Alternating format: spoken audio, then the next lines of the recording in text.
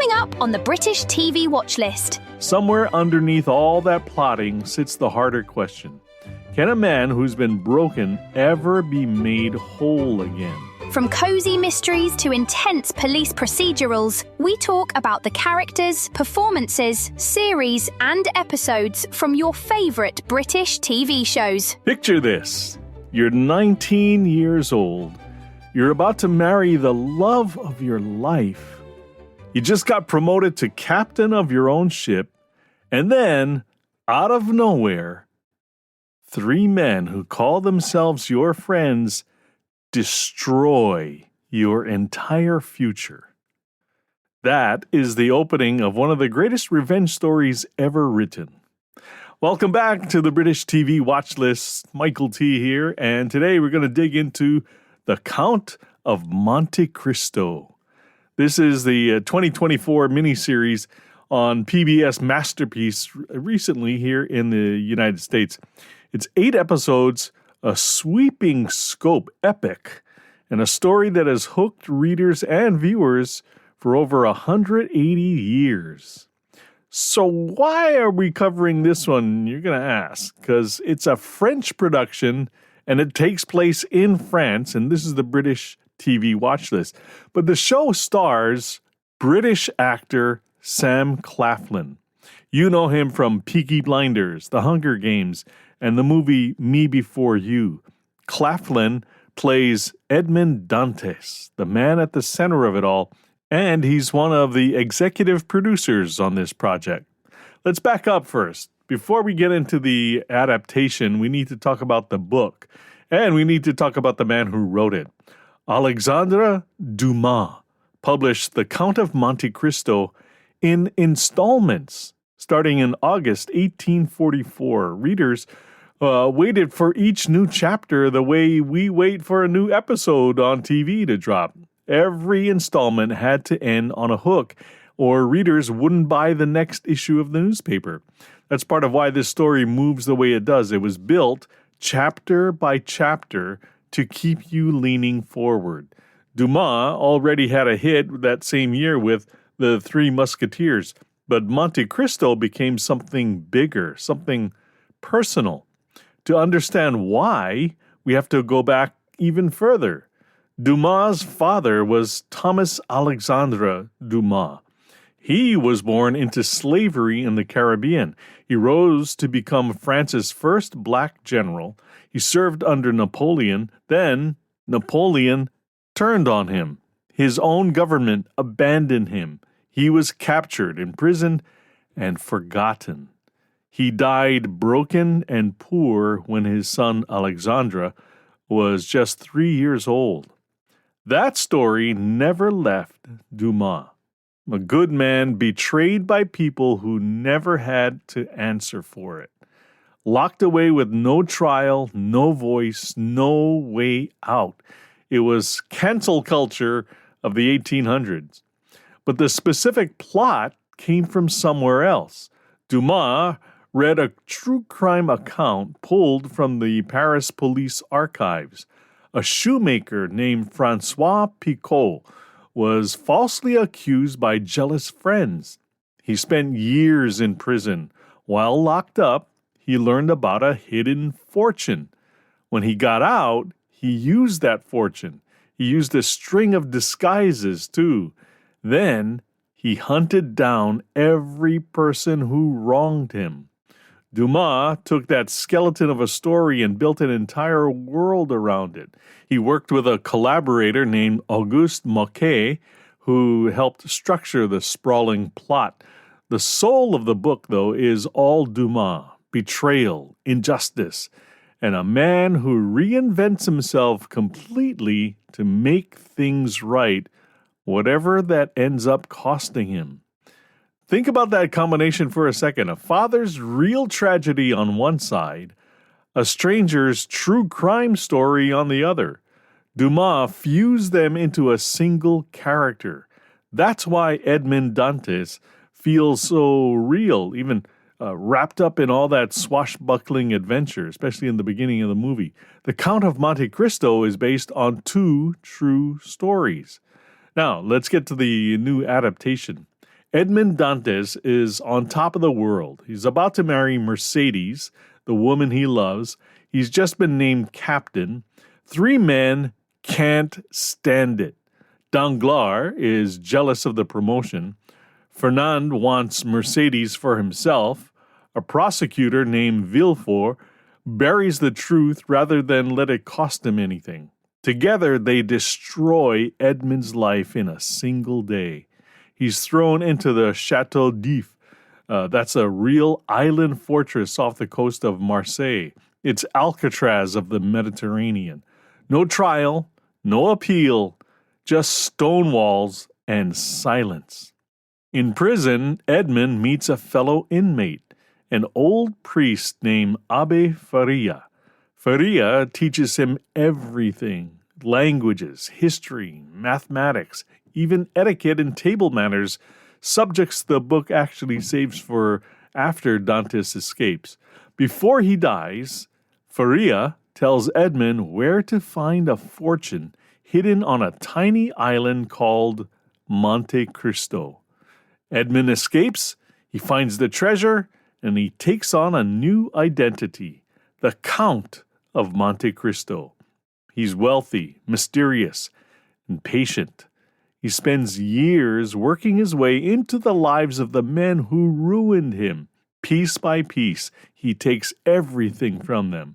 His reason for choosing this slow, deliberate torture borders on terrifying. But both parties have already agreed to the marriage, no? You wouldn't be able to extricate yourself now, surely? In this series, Sam Claflin plays Edmond and the Count. Jeremy Irons plays Abbé Faria. Watching these two together in the prison cell is some of the best material in the whole show. 2 men, 1 small room, years passing in the space of a few scenes. Anna Girardot plays Mercedes, the woman Edmond never stopped loving. Michael Beau-Foulsgore plays Villefort, the prosecutor who chose his own career over the truth. Blake Ritson plays Danglars, all charm on the surface and rot underneath.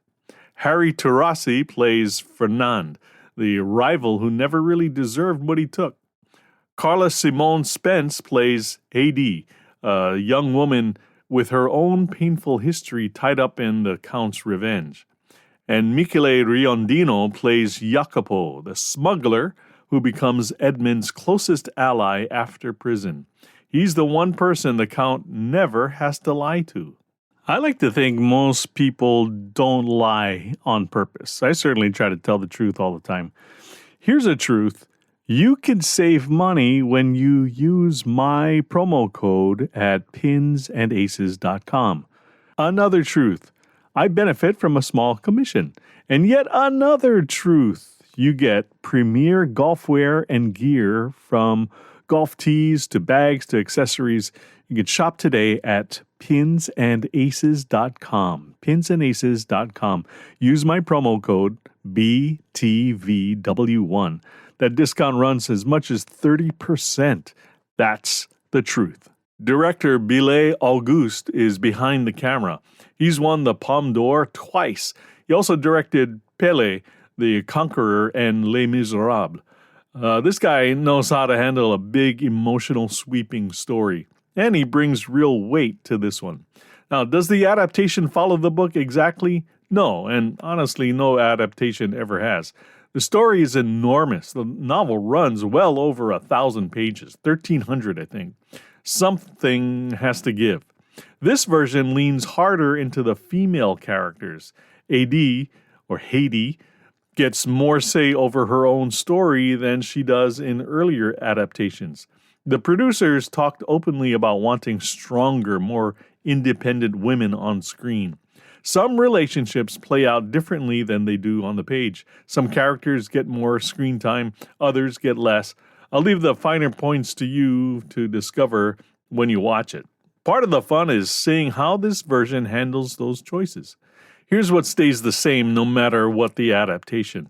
This is a story about revenge. It's a story that asks a hard question. What does revenge actually cost the person carrying it out? Edmund spends years planning his vengeance. He becomes brilliant at it. But watch his face in the series. Watch what happens to him as he gets closer to finishing what he started. The drive to avenge his injustices destroys him. It's like that old saying, seeking revenge is like drinking poison and expecting the other person to die. That's the real engine of this story. Not just will he get his revenge, but what will be left of him when he does. Somewhere underneath all that plotting sits the harder question.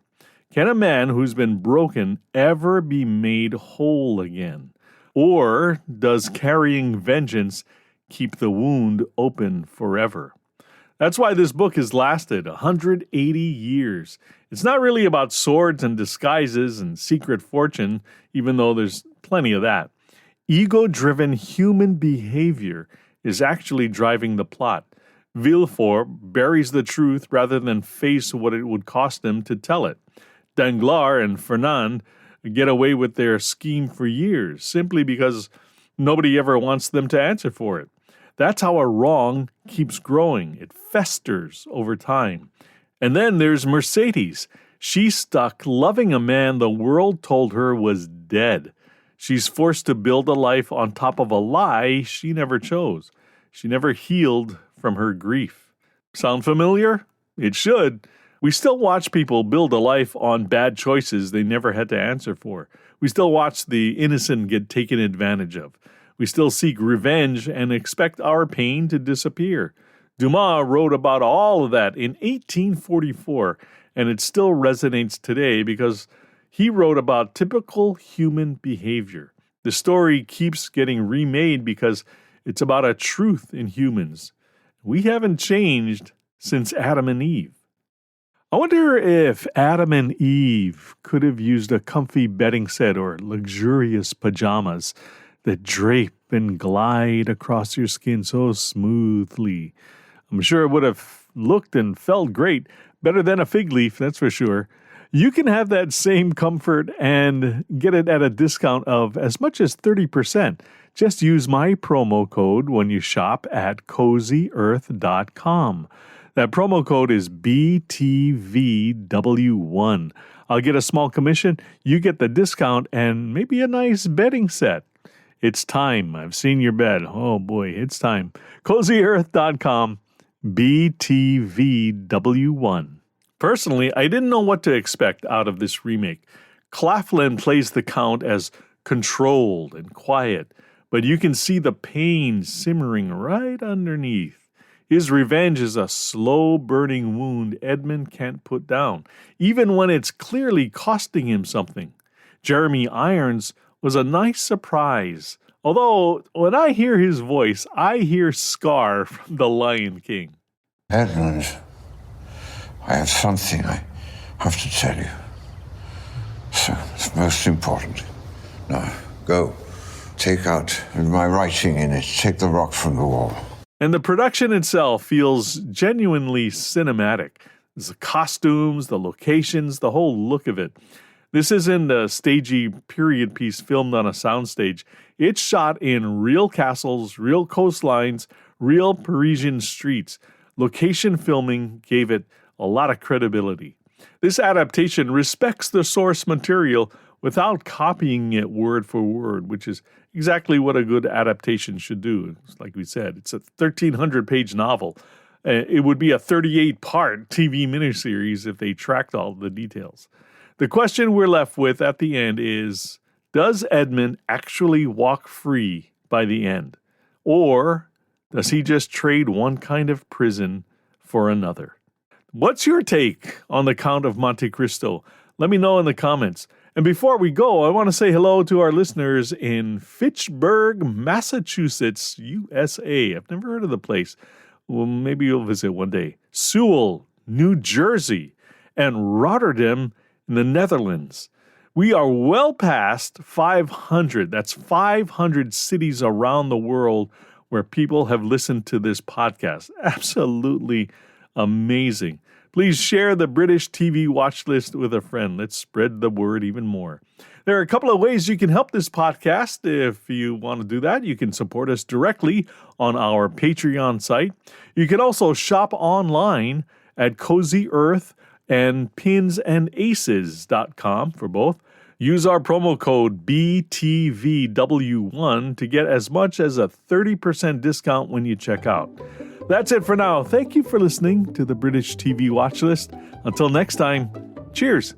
The British TV Watch List is written and produced by Michael T. in Honolulu, Hawaii. Remember to subscribe, like, and share. All rights reserved. Copyright 2026. Michael T. Media.